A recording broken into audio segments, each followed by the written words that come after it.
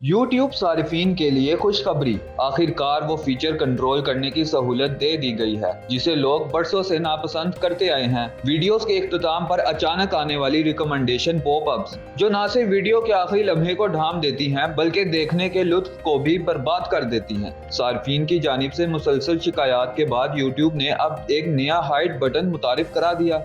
ये button screen के ऊपरी दाएं कोने पर मौजूद होगा, जिसे क्लिक करते ही पॉपअप्स गायब हो जाएंगे और आप अपनी वीडियो बगैर किसी रुकावट के देख सकेंगे।